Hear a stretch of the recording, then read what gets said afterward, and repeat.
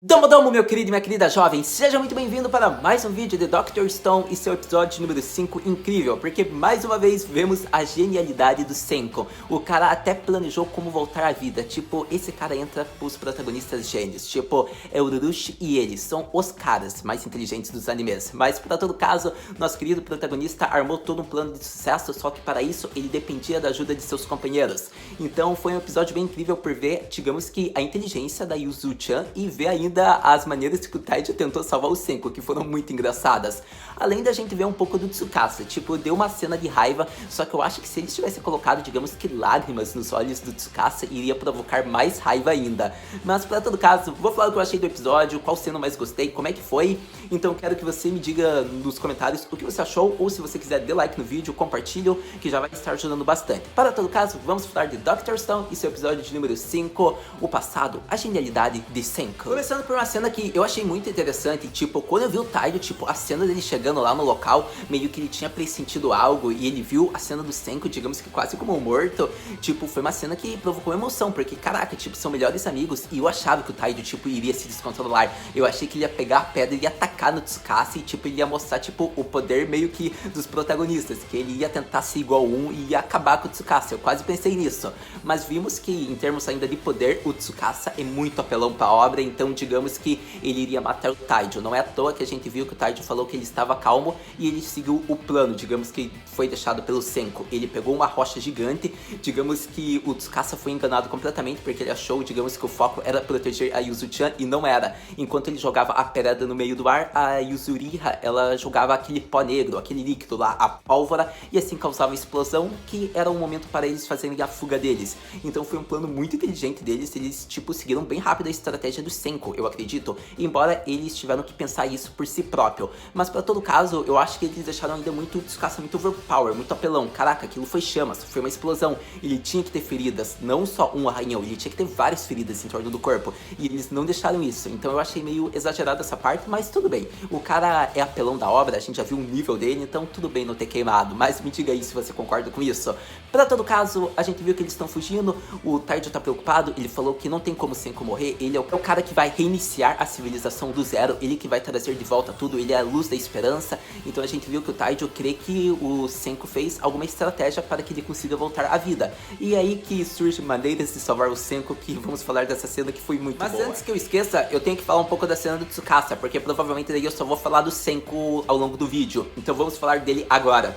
Eu acredito que aquela cena, tipo, dele falando que se ele tivesse conhecido o Senko antes, ele provavelmente teria sido o primeiro amigo dele, e daí ele tá imaginando imagens dele, digamos que vivendo com o Taiji, com o Senko, com a Yuzu-chan, com uma vida, tipo, de amigos. Foi muito boa, porque, tipo, a gente ficava mais bravo, tipo, o cara tava ali pra matar e ainda fica imaginando coisas. Por isso, eu digo, se tivesse colocado lágrimas nos olhos do Tsukasa, a cena teria sido muito melhor, porque a gente ia ter mais ódio do personagem. Mas, para todo caso, a gente, mesmo assim, o Tsukasa acerta o cervical do Senko, e daí acontece tudo aquilo que a gente viu, que eu falei agora, que o Taiji causou a explosão, e daí eles fugiram. Então vamos falar agora das cenas que foram para salvar o Então vemos que já está numa cena de chuva, digamos que o Tsukasa ainda tá com uma agonia, ele tá tipo pensando, caraca, eu matei realmente esse cara, esse gênio, e ao mesmo tempo ele fala, não tem como, eu acertei o cervical dele, não tem como ele voltar à vida. E acredite, o protagonista tem Tsukasa. Pra todo caso, daí vemos que o Taiji pensa, digamos, que eles já estão bem longe, então eles já podem ficar calmos. Ele começa a fazer massagem cardíaca, ele pensa até respiração boca a boca, e daí dá uma cena bem engraçada, que a gente vê que a Yuzuriha fala que provavelmente isso não vai adiantar, sendo que ele acertou no pescoço do Senko, digamos. Então daí ela lembra de um fato bem interessante, que ela fala para o Taiji como, digamos, se ele tivesse... se o Senko tivesse dado a entender para o Tsukasa acertar o pescoço, como se fosse algo para matá-lo rápido, mas era o plano do Senko manipulá-lo para fazer isso. E foi exatamente isso, porque quando o Taiji pega, digamos que no pescoço do Senko, ele viu que há um resto de petrificação ainda no corpo dele. Vemos o que Senko falou nos episódios passados, utilizando do líquido de reviver ainda em pequenas rachaduras, em restos de petrificação, acontece que, digamos, o seu corpo é curado essas rachaduras, elas são cicatrizadas. Ou seja, se colocar naquela região do pescoço do Senko o líquido, porque é ali que está, digamos que o resto da petrificação, provavelmente seu pescoço será curado, ou seja, a cervical vai ficar curada e ele meio que voltará à vida, exatamente isso. E foi isso que eles fizeram, porque a Yuzu pegou lá o líquido de reviver que eles ainda tinham, porque ela, tipo, fugiu fugiu com a mala e o Taijo só injetou. E daí aconteceu isso. Não foi mostrado se ele voltará à vida, a gente sabe que vai voltar porque já foi mostrado exatamente isso, mas ele só vai aparecer vivo no próximo episódio. Para todo caso, daí foi mostrado o passado dele, mas algo bem interessante dessa cena foi como ele planejou tudo isso, por conta que acredito que desde o episódio 1 a gente via que ele tinha meio que um toque, se é por dizer, que ele sempre encostava no pescoço dele, era uma maneira que ele sempre utilizava, e digamos que não era um gesto que ele fazia sempre, e o Taijo só percebeu isso nesse momento, que era algo planejado. Afinal, ele sentia, digamos, a petrificação também no seu pescoço, ou algo do tipo. Ele sempre planejou algo que fosse importante, talvez para esse momento. Digamos que se ele quisesse manipular o Tsukasa realmente para matar ele, ele queria que fosse no pescoço. Como ele falou, que você me mate sem ser cruel, doloroso. E ele falou, vai ser sem dor. Então foi exatamente planejado para ser no pescoço, para que o Senko conseguisse voltar à vida. Esse cara é gênio, apesar que foi uma aposta de 50%.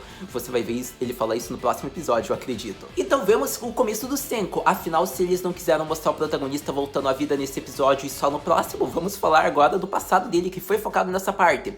Foi bacana pelo fato que mostraram, digamos, como ele começou, como ele voltou à vida, porque a gente viu, digamos que após eles ficarem no estado de petrificação, ele realmente foi o único que contou vários segundos, dias, anos, estações, então ele sabia exatamente a data que eles estavam. E o que acontece é que vemos que o Senko, digamos, ele saiu da petrificação na primavera, como ele forçou o corpo dele a sair desse estado. Então acontece que estando lá, ele foi o primeiro habitante, digamos ali, que ele viu como o mundo estava. Então, como o primeiro macaco brilhante, ele teve que descobrir tudo em torno dele, seja, digamos, como estava o estado do planeta, como estava, digamos, o estado da petrificação, tudo como provas para caso quando ele conseguisse voltar ali, digamos, se tivesse ferramentas para investigar, ele utilizava do que ele deixou naquele local. Então vemos que acontece que assim começa, digamos, a procura de Senko, digamos, pela sobrevivência. Afinal, nesse mundo novo, nesse Stalwardo, como é que ele vai se proteger, como é que ele vai ter abrigo, comida? Então foi muito bacana, porque a gente viu que ele tentou fazer uma fogueira. E acontece que ele não tem o físico do Taijo, ou a habilidade, digamos, a destreza da Yuzuriha, que era do clube de artesanato.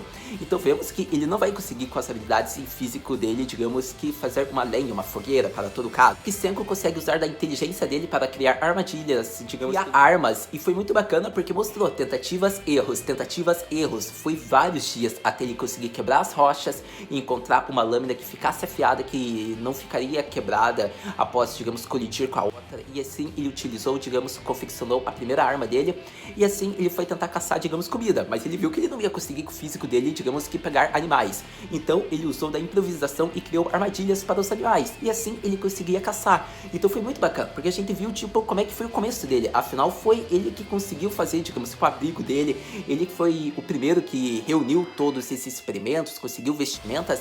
Então o Senko foi um gênio, mas foi difícil o começo até mesmo para ele. Então a forma como ele criou as armas foi bacana, porque eu achei muito interessante ver as tentativas dele. Eu gostei de ver que após tudo isso, a roupa foi uma das últimas coisas que ele fez. A gente viu que só mostrou quando ele conseguiu construir o abrigo. Ele priorizou, digamos, a caça-comida, a criação das armas, digamos que fogo para se aquecer, e assim, após tudo isso, ele conseguiu daí fazer roupas e abrigos. E daí ele conversa com aqueles macacos que sempre estavam observando ele e chamavam ele de macaco brilhante. Digamos que foi muito bom, que ele se apresentou como o primeiro humano que trazerá a civilização de volta à vida. Então foi muito bacana isso. Mas então era isso, meu querido e minha querida Kohai, que eu tinha para falar sobre o episódio de número 5 de Dr. Stone.